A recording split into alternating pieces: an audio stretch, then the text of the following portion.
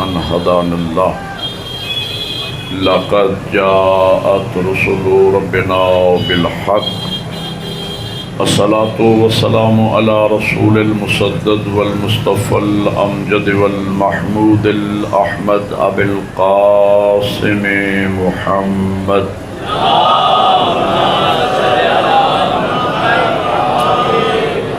وآله الطيبين الطاهرين المعصومين أما بعد فقد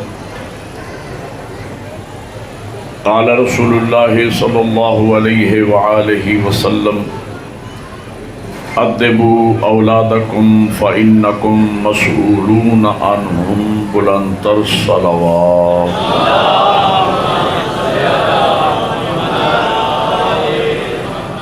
برادران ایمانی موالیان حیدر کرار و عاشقان حسین ابن علی، خالق کائنات کی لامتناہی حمد و ثنا اور ذوات مقدسہ و مطہرہ حضرات محمد و آل محمد پر لاکھوں اور کروڑوں درود و سلام کے بعد میرے لیے یہ مقام سعادت ہے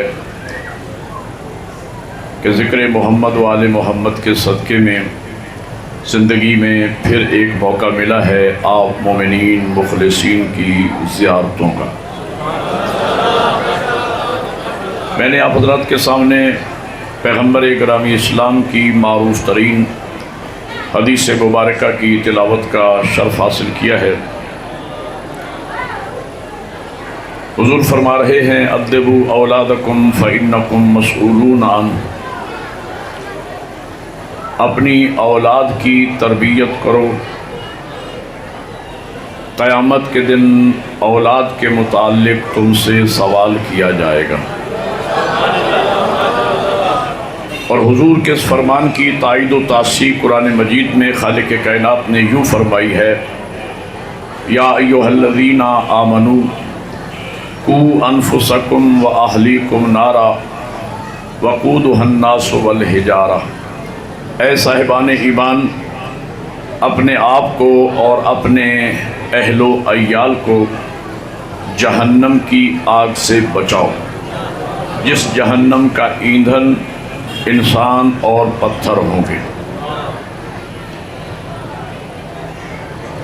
اولاد کی تربیت کا مسئلہ ہر دور میں اہم تھا، لیکن اس زمانے میں اہم تر ہے۔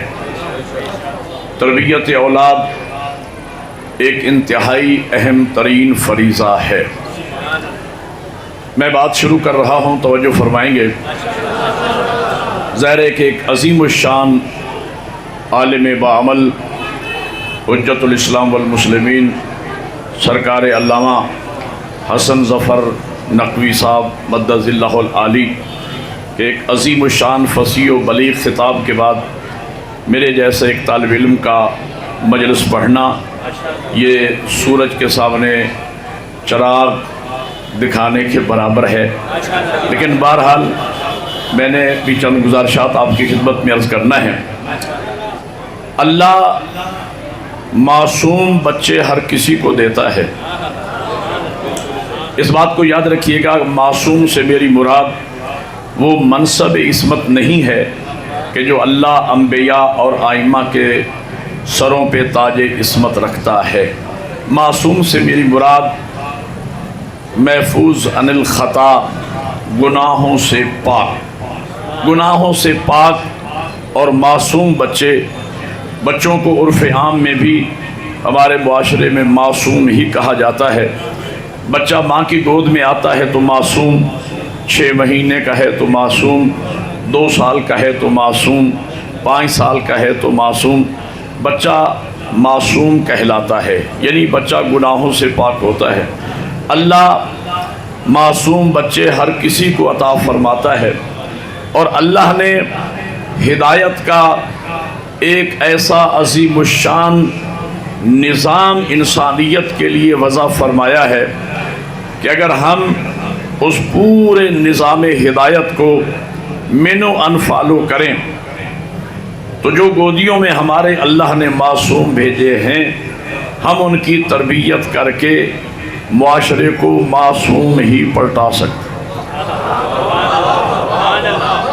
توجہ فرما رہے ہیں؟ اللہ نے جو معصوم بچے ہمیں دیے ہیں اور ایسا منظم ترین ہدایت کا نظام، اس نظام ہدایت میں انبیاء بھی ہیں، اوصیاء بھی ہیں، آئمہ بھی ہیں، معصومین بھی ہیں، نظام مرجعیت و اجتہاد بھی ہے، علماء بھی ہیں، آسمانی کتابیں بھی ہیں۔ اس نظام ہدایت کا معتبر ترین سورس قرآن مجید ہے، نہج البلاغہ ہے، صحیفہ کاملہ ہے، آئمہ کے فرمودات ہیں، آئمہ کی احادیث ہیں، آئمہ کی دعائیں ہیں۔ اگر اس نظام ہدایت کے سائے میں پراپر طریقے سے ہم ان بچوں کی تربیت کریں تو جو اللہ نے ہماری گودیوں میں معصوم بھیجے ہیں، ہم ان کی تربیت کر کے معاشرے کو معصوم ہی پلٹا سکتے ہیں۔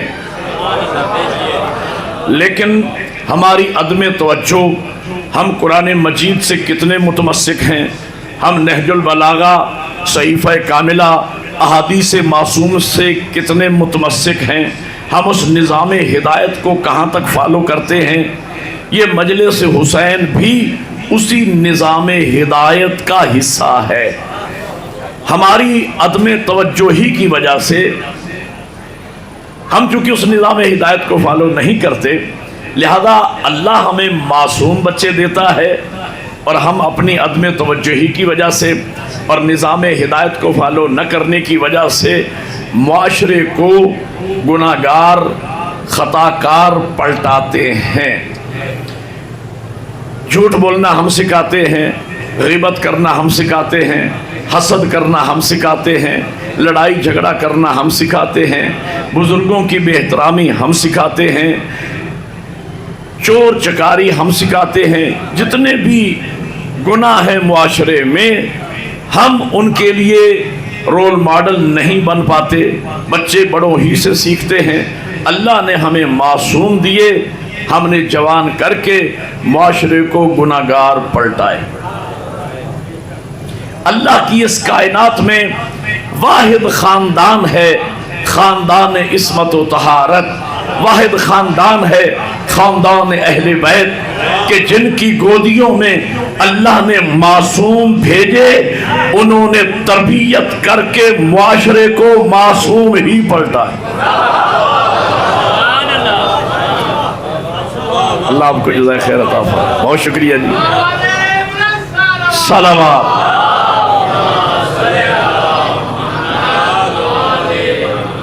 واحد خاندان ہے خاندان نبوت، واحد گھرانہ ہے اہل بیت کا کہ جن کی گودیوں میں اللہ نے معصوم بھیجے، انہوں نے تربیت کر کے جوان کر کے معاشرے کو معصوم ہی پلٹائے۔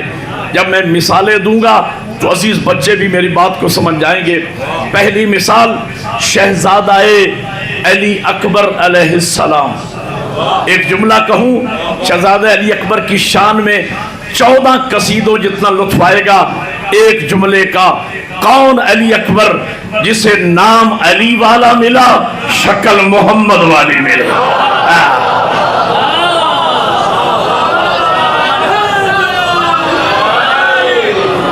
نعرہ مل کے لگائیں، اگر دل چاہے تو نعرہ اپنی شان کے مطابق لگائیں۔ سارے حیدری۔ بہت شکریہ، صلوات۔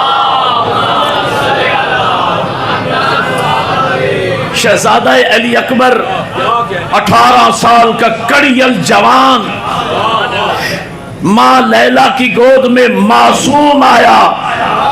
میرے مولا حسین نے اور جناب لیلا نے اور جناب سیدہ زینب سلام اللہ علیہا نے اس نظام ہدایت کے سائے میں اس شہزادے کی ایسی تربیت فرمائی کہ جب جوان کر کے کربلا کے میدان میں بھیجا تو ملکہ عصمت حاصل ہے علی اکبر کو، اور ان کے معصوم ہونے کی دلیل یہ ہے کہ امام ہوتا ہے نمائندہ مشیت۔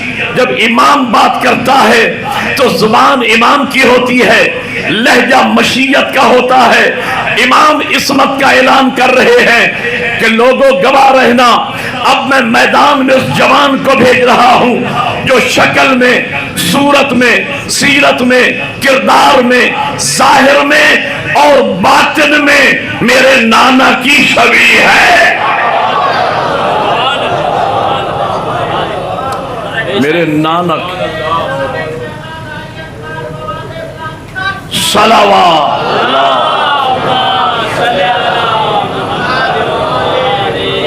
یہ جناب علی اکبر کے معصوم ہونے کی دلیل ہے. یہ دلیل عصمت ہے شہزادے علی اکبر کے لیے. جیسا معصوم ماں کی گود میں آیا تھا، 18 سال کا کڑیل جوان ہے، عصمت ویسے ہی محفوظ ہے. اس لیے کہ شکل میں، صورت میں، سیرت میں، کردار میں امام فرماتے ہیں ظاہر میں اور باطن میں میرے نانا کی شبیہ ہے. یہ عصمت کی دلیل ہے. دوسری مثال جناب سرکار ابو الفضل العباس علیہ السلام، 34 سال کا جوان ہے میرا مولا عباس. جیسے ماں ام البنین کی گود میں اللہ نے معصوم بھیجا تھا، 34 سال کی عمر میں ملکہ عصمت حاصل ہے. جناب عباس نہ نبی ہیں، نہ امام ہیں، نہ ان کے لیے نص عصمت ہے، لیکن ملکہ عصمت حاصل ہے. شریعت نے ان ہستیوں کے بارے میں جو اصطلاح استعمال کی ہے وہ ہے محفوظ عن الخطا، خطاؤں سے پاک، گناہوں سے پاک. جیسا معصوم آیا تھا 34 سال کی عمر میں کربلا کے میدان میں میرا مولا سرکار وفا ویسے ہی معصوم. ان کی عصمت کی دلیل کیا ہے؟ جن کے لیے میرے مولا امیر فرمائے یہ میرا شہزادہ عباس شکل میں، صورت میں، سیرت میں، کردار میں، ظاہر میں اور باطن میں مجھ علی کی شبیہ ہے. مجھ علی کی شبیہ ہے. اور اگلی دلیل عصمت کیا ہے؟ مولا فرماتے ہیں یہ میرا شہزادہ ابو الفضل العباس یہ ہم سارے ہاشمیوں کا چاند ہے. لقب مولا امیر نے عطا فرمایا کمرے بنی ہاشم. یہ میرا عباس ہاشمیوں کا چاند ہے. اگر کسی خاندان میں گھر کے سارے افراد M A L L B ہوں، پی ایچ ڈی ہوں، ایسے خاندان میں میٹرک پاس کو لوگ جاہل سمجھتے ہیں. اگر کوئی ایسا خاندان ہو جس خاندان میں گھر کے سارے افراد ان پڑھ ہوں، ایسے خاندان میں پرائمری پاس کو لوگ عالم سمجھتے ہیں. میں سرکار وفا کے مرید اور عاشق بیٹھے ہیں، آپ سے پوچھتا ہوں مجھے بتاؤ آپ کا میرا مولا عباس کن ہاشمیوں کا چاند؟ بولو یار میرے ساتھ، کن ہاشمیوں کا چاند ہے؟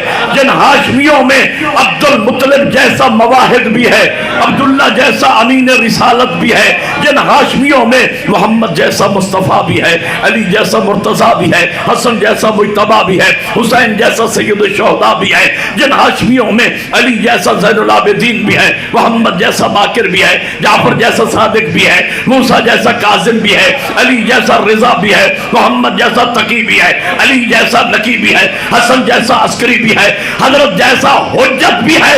ایسے ہاشمیوں کے ماحول میں آ کر ان سارے ہاشمیوں کا چاند کہلانا.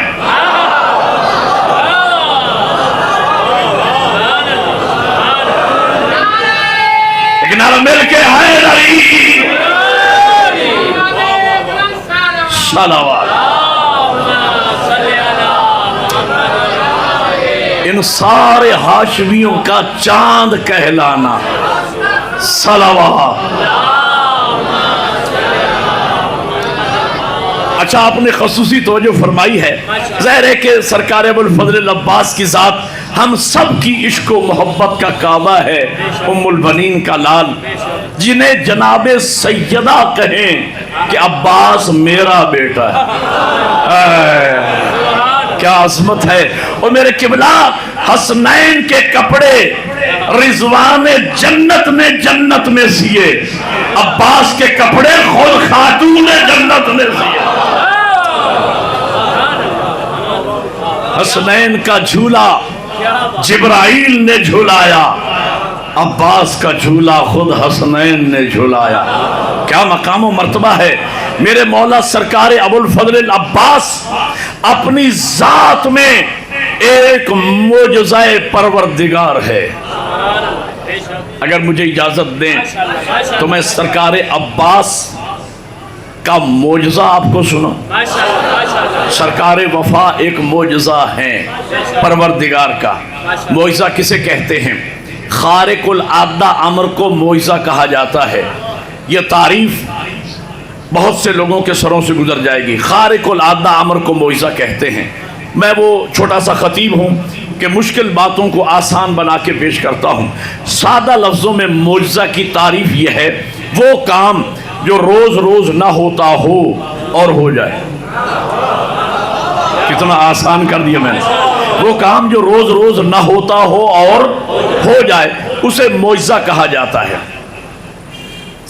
روزانہ سورج مشرق سے نکلتا ہے مغرب میں ڈوب جاتا ہے. کوئی نہیں کہتا یہ معجزہ ہے. کبھی مغرب سے پلٹا ہے. یہ معجزہ ہے. دریا میں سمندروں میں پانی میں ڈوب کے لوگ مر جاتے ہیں. کوئی نہیں کہتا یہ معجزہ ہے. پانی کسی کو راستہ دے, یہ معجزہ ہے. لوگ آگ میں جل کے مر جاتے ہیں.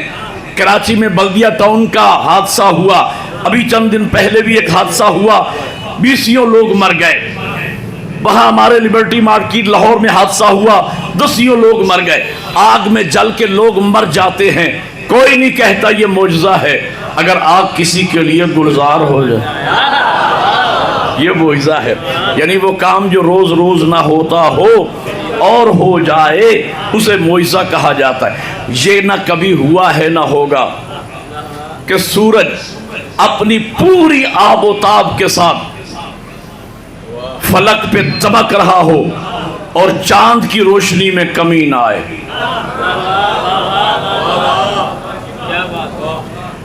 ابھی یہ جو ایام گزر رہے ہیں ان دنوں میں دن کو آسمان پہ چاند موجود ہوتا ہے.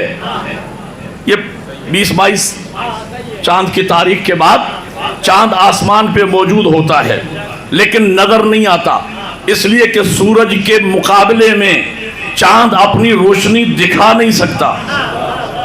ہاں صبح سویرے 6-6:30 بجے کے وقت 7 بجے تک جب ابھی سورج نکل رہا ہوتا ہے تو چاند نظر آتا ہے لیکن ابر کے ٹکڑے کی طرح, اور جیسے ہی آفتاب کی روشنی بڑھتی جاتی ہے چاند ہوتا ہے نظر نہیں آتا.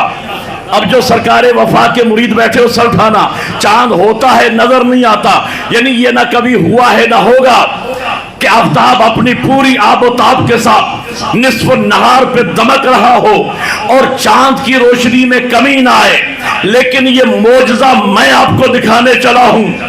جو کربلا کے زائر بیٹھے ہیں میری بات کی گواہی دینا, میں یہ معجزہ کربلا میں دیکھ کے آیا ہوں. جو نہیں گئے اللہ انہیں یہ معجزہ دکھائے. خدا کی قسم کربلا کی سرزمین پر جس آب و تاب کے ساتھ آفتاب امامت چمک رہا ہے, خدا کی قسم ہاشمیوں کے چاند کی روشنی میں کمی نہیں ہے.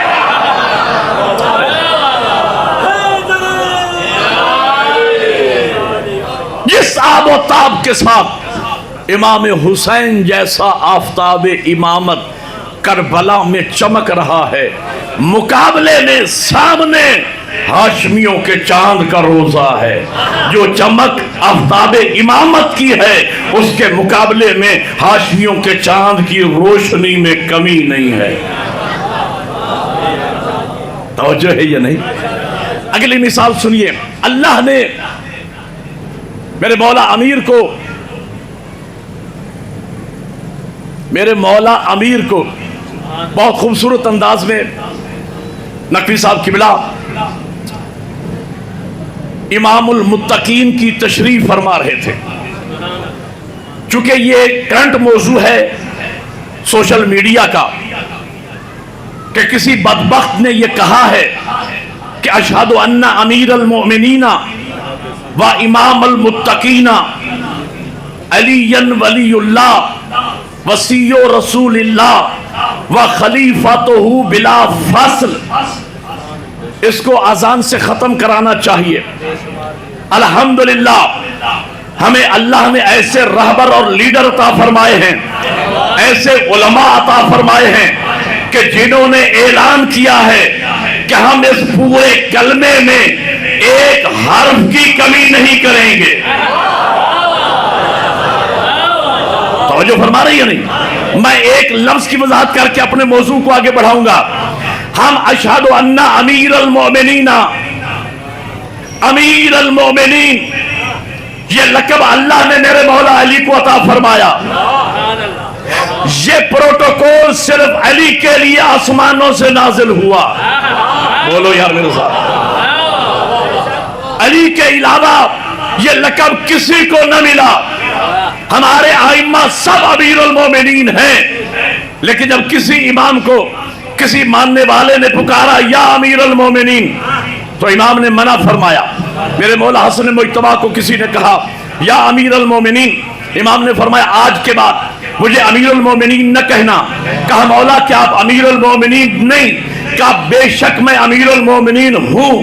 کہا میں آپ کو امیر المومنین کہوں؟ فرمایا نہ، یہ لقب اللہ نے خاص کیا ہے میرے بابا علی ابن ابی طالب کے ساتھ۔ اللہ نے علی کو میرٹ پہ امیر المومنین بنایا۔ علی کے شرف دیکھ کر، علی کے اوصاف دیکھ کر، علی کے کمالات دیکھ کر، اسلام کے لیے علی کی خدمات دیکھ کر اللہ نے علی کو امیر المومنین کا لقب دیا۔ بنو امیہ اور بنو عباس کے بادشاہوں کو یہ لقب پسند آ گیا، چرا کے لے گئے۔ بڑا زیرک مجمع ہے میرے سامنے، میں آپ کی ذوق سماعت سے آگاہ ہوں، بلکہ مجھے ذاکر ہی جام پور والوں نے بنایا۔ ہاں میری زندگی کا حصہ گزر گیا بھائی، 20-22 سال میں نے مسلسل پڑھا ان علاقوں میں، تو میں آپ کے مزاج ذوق سے واقف ہوں۔ امید ہے آپ قدر کریں گے جملے کی۔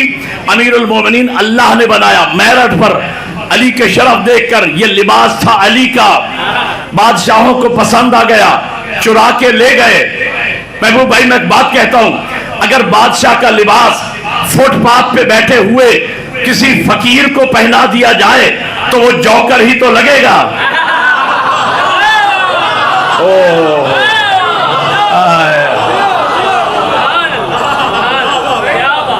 او بھائی اگر بادشاہ کا لباس فٹ پاتھ پہ بیٹھے ہوئے کسی کنگال اور فقیر کو پہنا دیا جائے تو وہ مسخرہ ہی تو لگے گا، وہ جوکر ہی تو لگے گا۔ لباس تھا علی کا، پسند آ گیا، بادشاہوں کو چرا کے لے گئے۔ ایک بات روک کے میں ایک مثال دینا چاہتا ہوں، ایک مثال بھی ہے اور ایک پیغام بھی ہے۔ لائق سجدہ صرف اللہ کی ذات ہے، بس اللہ کے علاوہ کوئی لائق سجدہ نہیں۔ یہ اعضائے سبعہ، پیشانی، ہاتھ کی 2 ہتھیلیاں، 2 گھٹنے، 2 انگوٹھے، یہ اعضائے سبعہ اگر کسی ذات کے سامنے زمین پہ ٹیکے جا سکتے ہیں تو وہ صرف ذات توحید ہے، اس لیے کہ سجدہ صرف معبود کا ہے، اللہ کے علاوہ کوئی لائق سجدہ نہیں۔ لائق سجدہ اللہ کی ذات ہے، اور یہ اشتباہ بھی دور کر لیجئے اگر کسی کے ذہن میں ہے۔ یاد رکھنا، پوری طالب علمانہ ذمہ داریوں سے پڑھ رہا ہوں، علماء سے جا کے تصدیق کر لیجئے گا، تعظیمی سجدے کا وجود اسلام میں ہے ہی نہیں۔ تعظیمی سجدے کا وجود اسلام میں۔ اچھا یہ مجھے بتائیں کہ آذان کتنے بجے آتی ہے؟ 6:50 پہ، تو مجھے 6:40 پہ اس سے پہلے مجلس کو ختم کر دینا چاہیے۔ بہرحال میں یہی کنفرم کرنا چاہ رہا تھا۔ توجہ فرما رہے ہیں آپ حضرات؟ ایک تاریخی بات کہنے چلا ہوں، ذرا سر اٹھا کے بیٹھنا۔ تعظیمی سجدے کا وجود اسلام میں ہے ہی نہیں۔ یہ جو بعض لوگ کہتے ہیں کہ ملائکہ نے حضرت آدم کو سجدہ کیا، تعظیمی سجدہ، آدم قبلہ تھا، سجدہ حکم خدا کو تھا۔ بولو یار اگر میری بات سمجھا۔ مجھے ایک سوال کا جواب دو، آپ شیعہ سنی حضرات کعبہ کو سجدہ کرتے ہیں یا کعبہ کی طرف سجدہ کرتے؟ ہم کعبہ کو سجدہ نہیں کرتے، ہمارا رخ ہوتا ہے قبلہ کی طرف۔ سجدہ ذات توحید کو ہے کہ اس کا حکم ہے کعبہ کی طرف سجدہ کرو۔ آدم قبلہ تھا، سجدہ اللہ کے حکم کو تھا۔ اچھا، جناب یعقوب علیہ السلام اور ان کے 11 فرزندوں نے جیسے ہی جناب یوسف کو دیکھا فوراً سجدہ کیا۔ یہ جناب یوسف کا سجدہ نہیں تھا، یوسف کو دیکھتے ہی یہ اللہ کے شکر کا سجدہ کہ جس نے یوسف ملایا۔ کربلا کے زائرین بیٹھے ہیں، جب بھی ہم کربلا جاتے ہیں اور جیسے ہی کربلا میں داخل ہوتے ہیں اور روضہ مظلوم نظر آتا ہے، زائرین بسوں سے اترتے ہیں، فوراً سجدہ کرتے ہیں۔ یہ مولا حسین کو سجدہ نہیں کرتے، یہ اللہ کے شکر کا سجدہ ہے جس نے کربلا دکھائی۔ اور ہے یعنی سجدہ اللہ کے علاوہ کسی کے لیے جائز نہیں ہے، شرک ہے، گناہ کبیرہ ہے۔ اللہ کے علاوہ کسی کے سامنے سجدہ کرنا، یہ پیر کو سجدہ، یہ فقیر کو سجدہ، یہ دربار کو سجدہ، یہ فلاں کو سجدہ، یہ فلاں، اللہ کے علاوہ کسی کے لیے سجدہ کرنا شرک ہے، گناہ کبیرہ ہے۔ میری دلیل سنیے گا، اگر اللہ کے علاوہ تعظیمی سجدہ کسی کے لیے جائز ہوتا تو مولا علی نبی کو سجدہ کرتا۔ توجہ فرمائیے، آپ فرما رہے یا نہیں فرما رہے؟ او بھائی، بعد از خدائے بزرگ تو ہی قصہ مختصر تو نبی کی ذات ہے اللہ کے بعد۔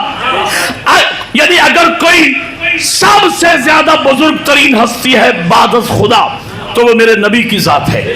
اگر تعظیمی سجدے کا وجود اسلام میں ہوتا، مولا علی نبی کو تعظیمی سجدہ کرتے، جناب سیدہ مولا علی کو سجدہ کرتے، حسنین اپنی ماں عصمت کبریٰ کو سجدہ کرتے، کربلا میں اصحاب حسین مولا حسین کو سجدہ کرتے، اصحاب پیغمبر نبی کو سجدہ کرتے۔ اگر تعظیمی سجدے کا وجود، کوئی تعظیمی سجدہ نہیں، سجدہ صرف ذات واحد کے لیے ہے بس۔ اور اگلی بات سمجھ کے جائیے گا، لائق سجدہ اللہ کی ذات ہے۔ میں اس جملے کے لیے آپ کے ذہنوں کو آمادہ کر رہا ہوں، جو میں ایک تاریخی جملہ یہاں جامپور کی دیواروں پر لکھنے لگا ہوں اور آپ کی لوہے دل پہ لکھنے والا ہوں، ذرا سر اٹھا کے بیٹھنا۔ تعظیمی سجدہ کا وجود اسلام میں نہیں ہے، لائق سجدہ صرف اللہ کی ذات ہے۔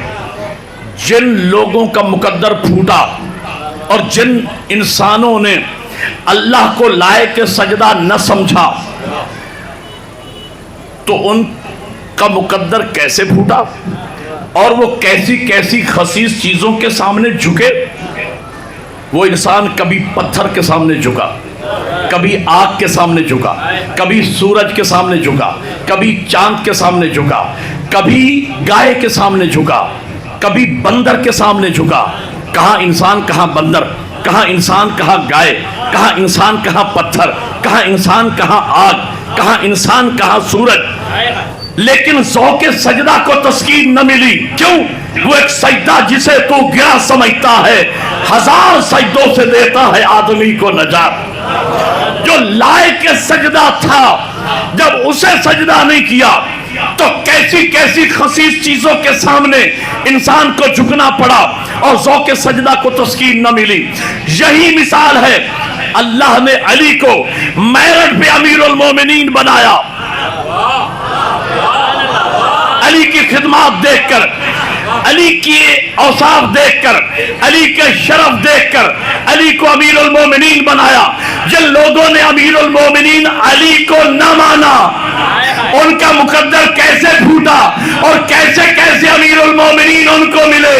یزید امیر المومنین، ولید امیر المومنین، مروان ابن حکم امیر المومنین، شراب کے حوض میں غوطے لگانے والے امیر المومنین، 2 کی جگہ 4 رکعت نماز پڑھانے والے امیر المومنین، جمعے کی نماز بدھ کو پڑھانے والے۔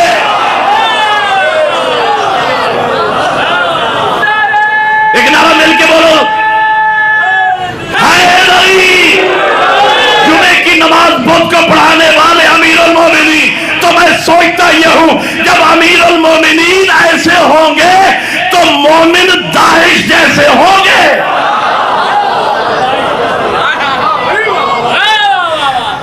لیکن جب ہم نے اس کو امیر المومنین مانا کہ جنہیں اللہ نے میرٹ پہ امیر المومنین بنایا تھا، تو کیا عزت افزائی ہوئی مومنوں کی سرخانہ؟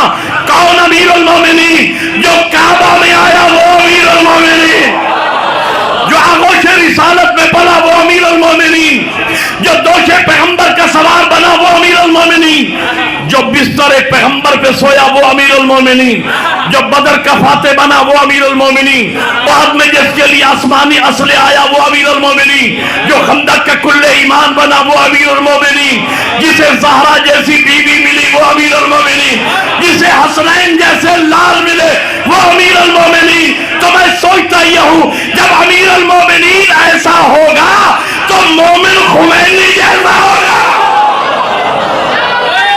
دونوں ہاتھ بلند کر کے حیدری.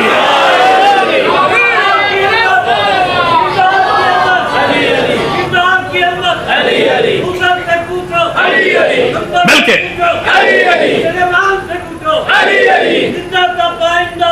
اہل بیت زندہ باد، اہل بیت زندہ باد، اہل بیت زندہ باد.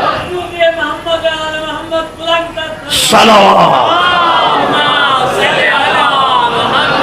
بہت شکریہ، بہت شکریہ. جب امیر المومنین ایسا ہوگا تو مومن خمینی جیسا ہوگا، پھر مومن خامنائی جیسا ہوگا، پھر مومن سید حسن نصر اللہ جیسا ہوگا.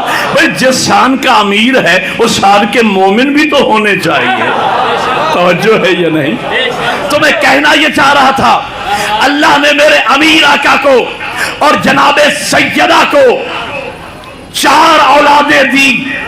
حضرت محسن شہید ہو گئے، باقی 4 اولادیں، 2 بیٹے دیے، 2 بیٹیاں دی، 2 بیٹے دونوں امام، 2 بیٹے دونوں معصوم، 2 شہزادیاں عطا فرمائی. جناب زینب و ام کلثوم نہ وہ نبی ہیں نہ امام ہیں، نہ ان کے لیے نص عصمت ہے. اللہ اپنی مصلحت خود بہتر جانتا ہے. ہمارا مذہب اس ٹائپ کا ہے کہ نہ ہم زیادتی کر سکتے ہیں نہ ہم کمی کر سکتے ہیں. 1,24,000 انبیاء ہیں، نہ ہم ایک اضافہ کر سکتے ہیں نہ ایک کمی کر سکتے ہیں. 313 رسول ہیں، نہ ہم ایک بڑھا سکتے ہیں نہ ہم ایک گھٹا سکتے ہیں. 5 اولو العزم پیغمبر ہیں، نہ بڑھا سکتے ہیں نہ گھٹا سکتے ہیں. معصوم 14 ہیں، ہم 15 نہیں کر سکتے، 13 نہیں کر سکتے.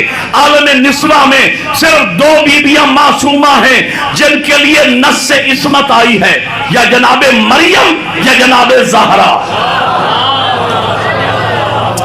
اللہ اپنی مصلحت بہتر جانتا ہے. نص عصمت شہزادیوں کے لیے نہیں ہے، لیکن جیسی ماں کی گود میں معصومہ آئی تھی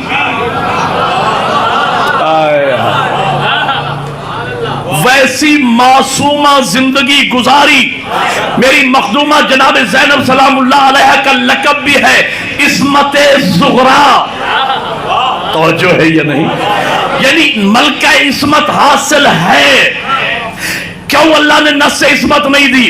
ایک مصلحت جو میری سمجھ میں آتی ہے وہ یہ ہے تاکہ دنیا کے سامنے نظام ہدایت کا معجزہ اور ماں باپ کی تربیت کا معجزہ کھل کے سامنے آ جائے کہ حسن و حسین معصوم ہیں.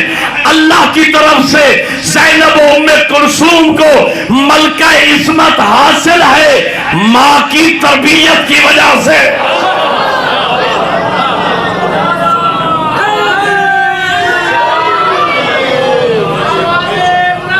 صلوات.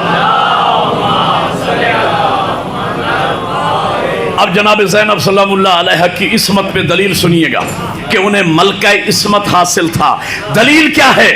بی بی کی دلیل عصمت محفوظ عن الخطا ہونے کی یہ ہے جن کا نام اللہ رکھے اور نام بھی رکھے زینب.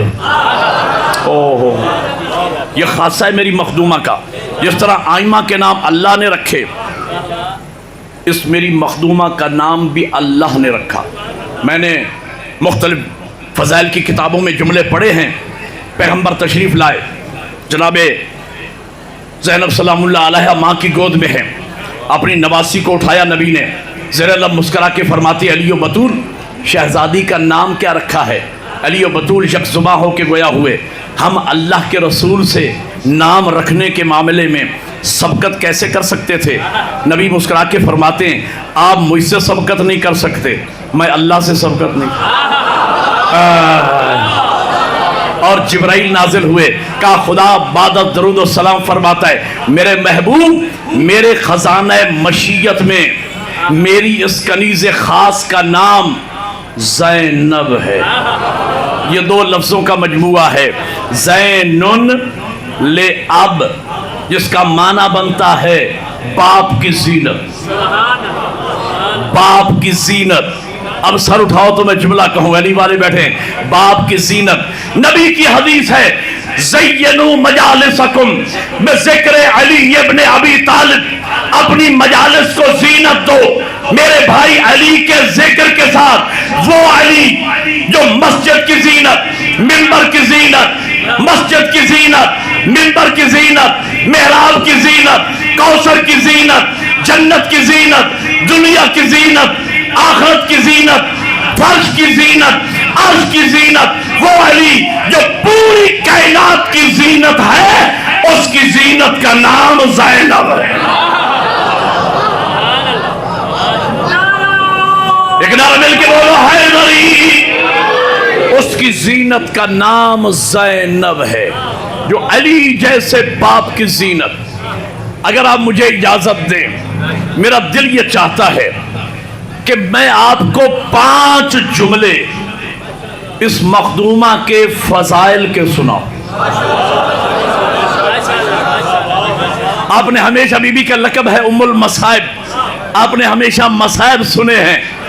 آج ایک طالب علم سے میں 5 جملے، یہ میرے خمسے کا موضوع ہے کم از کم. میں مخدومہ کے فضائل پر میں نے کچھ تیاری کی ہے، خمسہ میں میں بی بی کے فضائل پڑھوں، لیکن میں 5 جملے صرف، اور یہ 5 جملے نہیں ہیں، ہر جملہ ایک مکمل کتاب ہے، ہر جملہ ایک مکمل مجلس ہے، فضائل کا مجموعہ ہے. ذرا سر اٹھا کے بیٹھیے گا. قبلہ میری مخدومہ کی پہلی فضیلت اور عظمت کا جملہ سنیے. پہلا جملہ یہ ہے، مخدومہ جس گھر میں تشریف لائیں اس گھر میں پنجتن پاک پہلے سے موجود تھے. جس گھر میں میری مخدومہ تشریف لائیں اس گھر میں پنجتن پاک پہلے سے موجود تھے. پیغمبر جناب سیدہ امیر المومنین مولا حسن مولا حسین، یہ 5 ہستیاں پہلے سے موجود تھیں جس گھر میں میری مخدومہ تشریف لائی. اب ان میں سے ہر ایک ہستی گویا ناطق قرآن. بولو میرے ساتھ، ذکر محمد و آل محمد سونا ہے. یہ جملے میرے نہیں ہیں، علامہ محمد عباس قمی، میں نے آپ کی خدمت میں ان کی تعزیت بھی پیش کرنا ہے. اور میرے محسن، میرے مربی، میرے بزرگ جناب شاہد سلیم صاحب، میں محبوب بھائی سامنے بیٹھے، کم از کم 5-6 مرتبہ میں نے رابطہ کیا محبوب بھائی سے. ان دنوں میں آنا چاہتا تھا میں، اس لیے کہ ان کے احسانات ڈیرہ غازی خان میں آج جو اللہ نے مومنین کے دلوں میں محبت رکھی ہے، اور جو میرا تعلق یہاں ڈیرہ غازی خان عزاداری سید الشہداء کے نتیجے میں ہے، اس کی بیس اور بنیاد جناب شاہد سلیم صاحب ہے. اللہ ان کے درجات بلند فرمائے. میں آنا چاہتا تھا لیکن ہر دفعہ محبوب بھائی نے معذرت کی کہ حالات ٹھیک نہیں ہیں، آپ جب وقت مناسب ہوگا تو تشریف لائیے گا. تو بہرحال میں نے اس مجلس میں ان دونوں شخصیات کی آپ کے سامنے تعزیت پیش کرنا ہے. علامہ محمد عباس قمی، خدا درجات بلند فرمائے، ایک عظیم الشان عالم، عظیم الشان ذاکر، عالم با عمل، ذاکر با عمل. میں گواہ ہوں 42 سالہ رفاقت ہے میری قبلہ کے ساتھ. جب میں مدرسے میں 82 میں داخل ہوا تھا اس وقت سے میری محمد عباس قمی صاحب کے ساتھ بہت قریبی رشتہ، اور 4-5 سال کے ہم کٹھے زوار بھی بنے مولا حسین کے، ان کے ساتھ کئی سفر کیے، یہاں بھی انہوں نے ماشاءاللہ بہت مجالس پڑھی۔ تو قبلہ کا جملہ ہے، فرما رہے تھے میں دوحہ میں نے عشرہ پڑھا، انہی کے توسط سے 3 سال میں بھی دوحہ میں جاتا رہا، یہاں جام پور آنے سے پہلے، اور آخری سال بھی میں نے دوحہ ہی میں جانا تھا کہ افغانستان کی جنگ لگ گئی اور ویزا کینسل ہو گیا، اور میرے پاس 29 ذی الحج کو کوئی عشرہ نہیں تھا۔ اور پھر وہ محمد عباس قمی صاحب نے ہی متوجہ کیا، اور پیر الیاس رضا شاہ صاحب نے اور ممتاز شاہ صاحب نے، نثار چنڈوی میرے بڑے اچھے دوست تھے، مولا کے ذاکر تھے، جوانی میں ہی اللہ کو پیارے ہو گئے، انہوں نے کہا کہ مولانا ضمیر نقوی کا ویزا کینسل ہو گیا ہے، اب کیا کیا جائے؟ تو یہاں کسی بزرگوار نے پڑھنا تھا، موقع پہ وہ چلے گئے، تو یہاں بھی یہ آستانہ خالی ہو گیا۔ تو انہوں نے مجھے اصرار کیا کہ آپ یہاں محرم پڑھیں جام پور میں۔ میں اتفاق سے ان کو پتہ چلا، خیرپور کے مومنین کو، وہ مجھے دعوت دے رہے تھے، لیکن میرے ذہن میں تو دوحہ سوار تھا کہ میں تو دوحہ جا رہا ہوں، تو میں ان کو منع کرتا رہا کہ بھائی میرے پاس ٹائم نہیں ہے۔ جب معاملہ ختم ہو گیا تو انہوں نے کہا کہ جو ہم نے قم سے مولانا بلائے ہیں ہم ان کو پوری نیاز دیں گے اور دوسری جگہ پڑھائیں گے، ہمیں موقع مل گیا ہے تو آپ ہمارے پاس پڑھیں۔ وہ عشرہ صبح 9 بجے شروع ہوتا تھا، 9 سے 10 میں نے پڑھنا ہوتا تھا۔ مجھے یہاں پیر الیاس رضا نے کہا کہ آپ جام پور میں پڑھیں، اور شاید سلیم صاحب سے میری بات کروائی۔ میں نے کہا بھی میں تو وہاں شروع کر چکا ہوں، کہنے لگے ان کو معذرت کر لیں۔ میں نے کہا میں وہ ذاکر نہیں ہوں کہ وعدہ کر کے معذرت کروں، یہ نہیں ہو سکتا۔ قصہ مختصر، یہ 10-12 گھنٹے یہ بحث جاری رہی، ٹیلی فون کا وہ ڈائل والے ٹیلی فون ہوتے تھے، بار بار بہرحال یہ طے ہوا کہ ایک گاڑی آپ رکھیں۔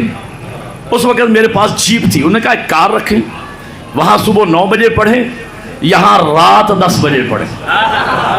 اور آپ مومنین کو یاد ہوگا، میں رات 9 سے 10 بجے وہاں سے پڑھ کے نکلتا، یہاں 3-4 بجے پہنچتا، نماز پڑھ کے کھانا کھا کے سوتا، پھر مجھے 8 بجے مومنین اٹھاتے، اور پھر میں نہا کے نماز پڑھ کے مجلس پڑھتا، 2 گھنٹے 2.5 گھنٹے سوتا، اور ڈیوٹی تھی ایک مومن بھائی کی، وہ مجھے 2:30 بجے اٹھاتے، یہاں سے وہاں جا کے مجلس پڑھتا، 10 بجے پھر وہاں سے نکلتا، یعنی وہ پورے 10-12 دن میرے گاڑی ہی میں گزرے، 14 گھنٹے میں سفر کرتا تھا۔ تو وہ پہلا عشرہ تھا میرا جو یہاں جام پور میں نے پڑھا، وہی وسیلہ بنا کہ اب ڈیرہ غازی خان ڈویژن کا کوئی گاؤں، کوئی شہر ایسا نہیں ہے جہاں میں نے ذکر مولا کی سعادت حاصل نہ کی ہو۔ میں اپنے محسن کو یاد کر رہا تھا کہ یہ ان کی میں ڈیرہ غازی خان محسن نقوی شہید کا جلسہ بھی مجھے شاید سلیم صاحب ہی نے پڑھایا، آستانہ نقویہ پر میں نے 18 سال محرم پڑھا، وہ بھی انہوں نے ہی بندوبست کر کے دیا۔ جی تو میں کہنا یہ چاہ رہا تھا کہ اللہ ان کے درجات بلند فرمائے، محسنوں کو یاد کرنا یہ انسانیت کا تقاضا ہے۔ تو قبلہ قمی صاحب کہہ رہے تھے کہ میں دوحہ میں گیا محرم پڑھنے کے لیے، تو ایک مومن نے کہا، وہ سنارا تھا، قمر سنارا ان کا نام تھا، میرا بھی جاننے والا ہے چونکہ 2-3 عشرے میں نے پڑھے، انہوں نے کہا مولانا آپ بہت خوبصورت ذکر محمد و آل محمد کرتے ہیں۔ تو قمی صاحب نے کہا کہ قمر بھائی ذکر اہل بیت ہے سونا، ہم ہیں سنارے، تو سونے کو زیور بنا کے پیش کرتے ہیں۔ اب میں بھی بی بی کی عظمت کا جملہ، چونکہ ذکر سونا ہے، میں زیور بنانے چلا ہوں، میرے لفظوں کا ساتھ دینا۔ جس گھر میں میری مخدومہ تشریف لائی، جعفری صاحب موضوع چونکہ آپ خدمت میں قبلہ کے موجود تھے اور موضوع آپ نہیں، آپ شاید میں ایک جملہ آپ کے لیے کہہ دیتا ہوں، اللہ معصوم بچے ہر کسی کو دیتا ہے، بچہ معصوم ہوتا ہے، پیدا ہوتا ہے، لیکن ہم جوان کر کے گناہگار معاشرے کو پلٹاتے ہیں۔ خاندان عصمت و طہارت واحد خاندان ہے جن کی گودیوں میں جتنے معصوم آئے انہوں نے تربیت کر کے معاشرے کو معصوم ہی پلٹائے۔ یہ موضوع چل رہا تھا اور میں نے کئی مثالیں دے دیں، آخری مثال پہ میں پہنچ گیا۔ ہاں، اس بی بی کی عظمت یہ ہے، جس گھر میں تشریف لائی اس گھر میں 5 ہستیاں پہلے سے موجود تھیں، ان میں سے ہر ایک ہستی گویا ناطق قرآن۔ اب میرا ساتھ دینا ہے تو آپ کو 14 قصیدوں جتنا لطف آئے گا، لیکن جو میری سر کو سمجھے گا صرف وہ میرے ساتھ بولے گا۔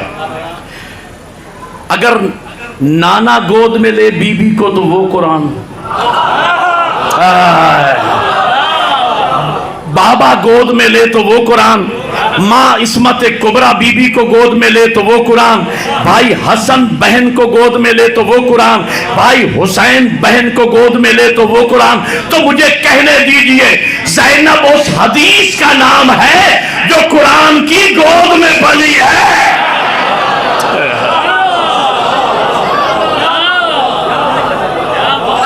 एक नारा मिलके इबादत करे सारे, बोले हैदरी। कुरान की गोद में पलने वाली हदीस कुदसी का नाम ज़ैनब। अगला जुमला सुनिएगा, और जब ये जुमले जब भी मैं पढ़ता हूं अजीब कैफियत होती है मेरी, अजीब कैफियत। सैकड़ों दफ़ा शायद मैंने पढ़े होंगे, हर दफ़ा अजीब कैफ महसूस किया।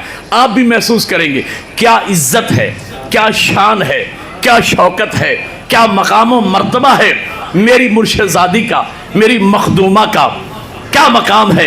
जुमला सुन के लुत्फ लीजिएगा। 5 मासूमों की गोद में पली, 2 मासूमों को गोद में पाला।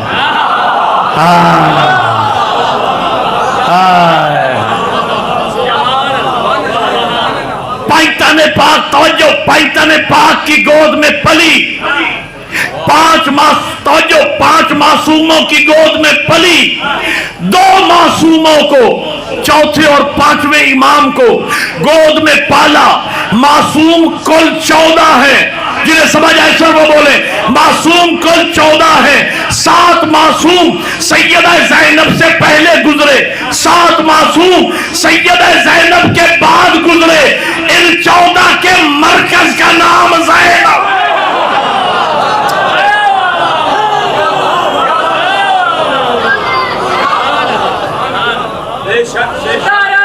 एक नारा मिलके बोलो हैदरी। अल्लाह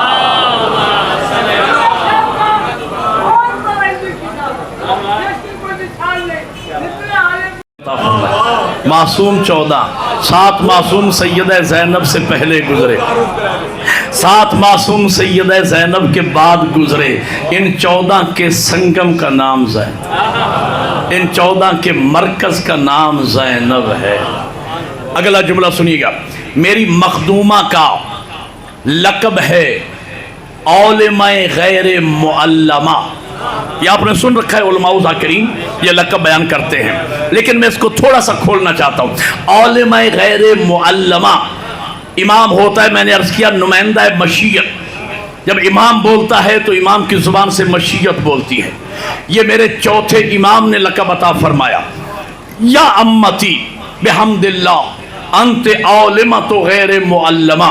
फूफी अम्मा आपका क्या कहना, आप तो अल्हम्दुलिल्लाह आलिमा गैर मुअल्लमा है, यानी ऐसी आलिमा है कि जिसने दुनिया में आके किसी से पढ़ा नहीं।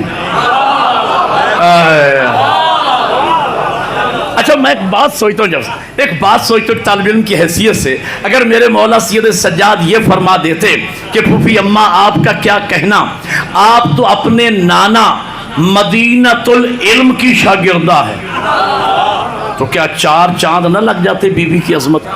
भाई आज अगर कोई आके मजमे में कहे कि साहब मैं अल्लामा इकबाल का डायरेक्ट शागिर्द हूँ, तो पूरा मजमा एहतराम करेगा, मैं तकरीर रोक के उसे इज्जत दूंगा। अल्लामा इकबाल कोई मामूली हस्ती तो नहीं थी, बड़ी बात है। तो अगर मेरे इमाम फरमाते फूफी अम्मा आपका क्या कहना, आप तो अपने नाना मदीनतुल इल्म की शागिर्द, या बाबा बाबुल इल्म की शागिर्द है, या माँ इस्मत कुबरा की शागिर्दा है, या भाई हसन हुसैन इमामैन की शागिर्दा हैं, तो 4 चांद न लग जाते बीबी की अजमत। लेकिन चौथे इमाम ये नहीं फरमा रहे, सर उठाना, चौथे इमाम ये नहीं फरमा रहे, फरमाते हैं बिहम्दिल्लाह अंते औलिमतु गैर मुअल्लिमा। फूफी अम्मा आपका क्या कहना, आप तो अल्लाह के फजल से औलिमा गैर मुअल्लिमा हैं।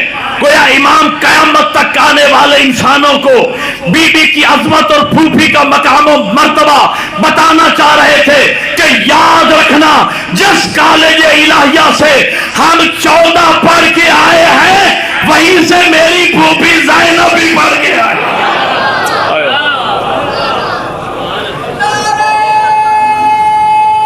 मिलके बुलंद आवाज से बोले हैदरी। جو مبنہ علم ہم 14 کا ہے وہی مبنہ علم میری پھوپھی زینب کا ہے۔ اگلا جملہ بی بی کی عظمت کا سنیے گا۔ بی بی کا لقب ہے عقیلہ بنی ہاشم، عقیلہ بنی ہاشم۔ نہیں ٹائم واقعی ہے میرے پاس لیکن گرمی ہے، حبس بھی ہے، مومنین کا جو رسپانس مجھے بتا رہا ہے کہ گرمی سے متاثر بیٹھے۔ آپ جو تھکے تھکے نعرے لگا رہے ہیں نا، ایسی باتوں حیدری، مجھے آپ کا احساس ہے، لیکن میں آپ کو وہ عظمت سنانے چلو مخدومہ کی۔ بی بی کے فضائل کا جملہ، عقیلہ بنی ہاشم، لفظوں کے بدلنے سے کلام کا معنی و مفہوم بدل جاتا ہے۔ ایک لفظ ہے ناصر، ایک ہے نصیر، ایک ہے علی، ایک ہے علی، ایک ہے عاقلہ، ایک ہے عقیلہ۔ ناصر کا معنی بھی مددگار، نصیر کا معنی بھی مددگار، لیکن زمین و آسمان کا فرق ہے۔ ناصر اس مددگار کو کہتے ہیں جو کبھی مدد کرے کبھی نہ کرے، پھر کبھی مدد کرے پھر کبھی نہ کرے، پھر مددگار بنے پھر مدد نہ کرے۔ نصیر اس مددگار کو کہتے ہیں جو ہر حال میں مددگار رہے۔ میرے مولا امیر کا قرآنی لقب ہے نصیر۔ نبی کی دعا قرآن میں موجود ہے، وَاجْعَلْ لِي مِن لَدُنْكَ سُلْطَانًا نَصِيرًا، پروردگار مجھے اپنے خزانے سے، اپنی طرف سے نصیر عطا فرما۔ سلطان النصیر، یہ میرے مولا کا لقب ہے۔ نصیر اس مددگار کو کہتے ہیں جو ہر حال میں مدد۔ اچھا، ایک لفظ ہے علی، ایک ہے علی۔ علی کا معنی بھی بلند، علی کا معنی بھی بلند۔ علی وہ بلند ہے جو کبھی بلند ہو کبھی پست ہو جائے، پھر بلند ہو جائے، پھر پست ہو جائے، پھر بلند ہو جائے، پھر پست ہو جائے، لیکن علی اس بلندی کا نام ہے جس نے پستی دیکھی نہ ہو۔ میرے مولا کا نام ہے علی، اور نام رکھا اللہ نے علی۔ تو علی کی ذات میں ذرہ برابر بھی پستی ہوتی، وہ عالم الغیب ذات علی کا نام علی نہ رکھتی۔ اور میں نے تفسیر میں پڑھا کہ جب فتح مکہ کے موقع پہ بتوں کو توڑا جا رہا تھا تو حضور نے فرمایا، یا علی میرے کاندھوں پہ سوار ہو جائیے اور بتوں کو توڑ دیجئے۔ بت ٹوٹ گئے۔ صحابی کسی نے عرض کیا، یا رسول اللہ کیا ہی بہتر ہوتا کہ علی جھک جاتے، آپ کاندھوں پہ سوار ہو جاتے اور بتوں کو توڑ دیتے۔ تو نبی نے وہی جواب ارشاد فرمایا، جسے میرا اللہ علی بنائے میں اسے پست کیسے کروں؟ جسے اللہ نے علی بنایا۔ علی یعنی ہر حال میں بلند۔ میری مخدومہ کا لقب عاقلہ بنی ہاشم نہیں، عقیلہ بنی ہاشم۔ عاقلہ اور عقیلہ میں فرق ہے۔ عاقلہ بھی، عاقلہ کا معنی بھی عقل مند خاتون، عقیلہ کا معنی بھی عقل مند خاتون، لیکن زمین و آسمان کا فرق ہے۔ عاقلہ اس بی بی کو کہا جاتا ہے کہ عقل کبھی اس کا ساتھ دے اور کبھی اس کا ساتھ نہ دے، لیکن عقیلہ اس خاتون کا نام ہے کہ ہر حال میں عقل جس کا دامن نہ چھوڑے، جو شام غریبہ میں بھی نماز قضا نہ کرے۔ بس جو 11 محرم کی رات بھائیوں، بھتیجوں، بیٹوں کی لاشوں کے درمیان کھڑے ہو کے نماز شب قضا نہ کرے، اسے عقیلہ بنی ہاشم کہا جاتا ہے۔ جو بھائی کی لاش پہ کھڑے ہو کے دعا مانگے، اللہم تقبل منا ھذا القربان، پروردگار یہ میری چھوٹی سی قربانی اپنی بارگاہ میں قبول فرما، اس شہزادی کا نام عقیلہ بنی ہاشم ہے۔ شام غریبہ کا نام آیا، آپ کی آنکھوں میں آنسو آ گئے، تو 2 جملے یہیں پہ سن لیجئے اور میں آپ کی زحمت کو تمام کروں۔ अज़ादारों, 4 मुसीबतें ऐसी हैं, मेरी माएँ बहनें और बेटियां तशरीफ़ फरमाए, अल्लाह उनकी इज़्ज़त और नामूस की हिफाजत फरमाए। उनमें से कोई एक मुसीबत किसी घर पे नाजिल हो जाए, हर माँ को हर शय भूल जाती है, हर माँ अपने बच्चों को संभालती। पहली मुसीबत जब तूफ़ान आ जाए, दूसरी मुसीबत जब ज़लज़ला आ जाए, तीसरी मुसीबत जब कोई लूटने आ जाए, चौथी मुसीबत जब घर को आग लग जाए। जज़ाकल्लाह जज़ाकल्लाह जज़ाकल्लाह। हर माँ को हर शय भूल जाती है, हर माँ अपने बच्चों को संभालती है। हम रोते इसलिए हैं, इधर 13वीं ज़रब चली, उधर जिब्राइल ने आवाज़ दी कद कुतिल हुसैन बेकरबला। उधर ये 4 मुसीबतें रसूल ज़ादियों पे एकदम नाजिल हुई। करबला में सुर्ख आंधी चली, ज़लज़ला आया, उमर साद की आवाज़ आई लूटो तबर्रुका, अलियो बतूल को कैदी बना के ले चलो आले रसूल को। अल्लामा हुसैन बख्जाड़ा से मैंने सुना, किबला फरमा रहे थे दर्द इस बात का है, रसूल ज़ादियों को चोरों ने नहीं लूटा, डाकुओं ने नहीं लूटा। चोर रात की तारीकी में लूटते हैं, डाकू लूटते हैं, उन्हें खतरा होता है कोई हम पे हमला न कर दे। दर्द इस बात का है, रसूल ज़ादियों को फौज ने लूटा उस वक्त जब गाजी मारा गया, लूटा उस वक्त जब अकबर मारा गया, उनका कोई हाथ पकड़ने वाला नहीं था। फौज बड़ी लूटने के लिए। अल्लामा नक्कन अलैहिर्रहमा से मैंने जुमले सुने, बीबी ने खिताब फरमाया, बीबियों तुम्हारा दुश्मन शरीफ नहीं, कहीं ये लूटने के लिए खैमों में ना आ जाए। जिस बीबी के पास जो कुछ है पहले ही खैमे से बाहर फेंक। हमीद राविया मैंने देखा, एक पर्दादार बीबी ने छोटी सी गठली खैमे से बाहर फेंकी, एक सिपाही ने उस गठली को उठाया, कोने में ले जाके खोला, जैसे खोला सिपाही की चीखें बुलंद हुई। मैं आगे बढ़ा, मैंने कहा मलून लूटता भी है रोता भी है। कहा लूटता इसलिए हूं मैं नहीं लूटूंगा, कोई और लूट के ले जाएगा।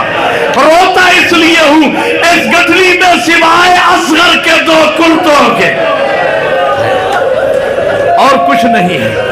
अज़ादारों, चौथी मुसीबत जब घर को आग लग जाए। अल्लामा फरमाते हैं मलौनों ने चारों तरफ से खैमों को आग लगाई। आग का लगना था जनाब ज़ैनब उस खैमे में आई जिस खैमे में सैयद सज्जाद मसलत परवरदिगार से गशी के आलम में थे। बीबी ने आके कांधा हिलाया, फरमाती उठो मेरे ज़माने की हुज्जत।